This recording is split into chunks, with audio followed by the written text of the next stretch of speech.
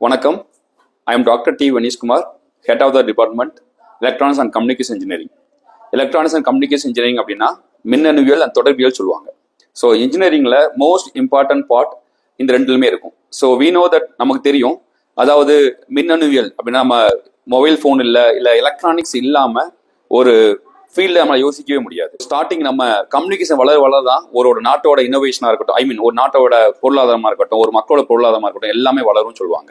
So முன்னாடி காலத்துலாம் பார்க்கும்போது நம்ம ஒருத்தவங்க பேசணும் அப்படின்னா எவ்வளோ கஷ்டப்பட்டோம். இப்போ ஒருத்தவங்க ஈஸியாக பேசணும் அப்படின்னா நம்ம கூட இருக்கிற மாதிரி ஃபீல் ஆகுது. அதுக்கு முக்கிய காரணமே இந்த மின்னணுவியல் தொடர்பியல் துறை தான். ஃபேக்கல்ட்டி எல்லாத்துக்குமே நம்ம ரிசர்ச்சுக்கு ரொம்ப நம்ம கான்சன்ட்ரேட் பண்ண சொல்கிறோம். ரிசர்ச் தான் ரொம்ப முக்கியம் சொல்கிறோம்.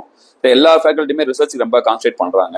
ஸோ அது மட்டும் இல்லாமல் ஃபேக்கல்ட்டி வெளி காலேஜ் ட்ரைனிங்கும் போகிறாங்க. ஸோ கவர்மெண்ட்ல நிறைய ட்ரைனிங் கொடுக்குறாங்க. அது மட்டும் இல்லாமல் சில பிரைவேட் யூனிவர்சிட்டி ட்ரைனிங் நிறைய வெளியே போகிறாங்க. ஸோ அவங்க லேட்டஸ்ட் கண்டென்ட்ல அப்டேட் பண்ணிக்கிட்டே இருக்காங்க. ஸோ நாங்கள் அப்டேஷன்றதை ரெகுலராக நாங்கள் ஃபேக்கல்ட்டிக்கு இன்புட் கொடுத்துட்டே இருக்கோம்.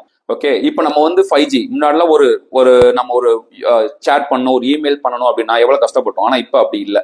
ஸோ நம்மளால ஈஸியாக பேச முடியுது, ஈஸியாக நம்ம கனெக்டாக இருக்க முடியுது. முன்னால யூஎஸ்ல பேசினா ட்ரங்க் கால்னு கேள்விப்பட்டிருப்பீங்க.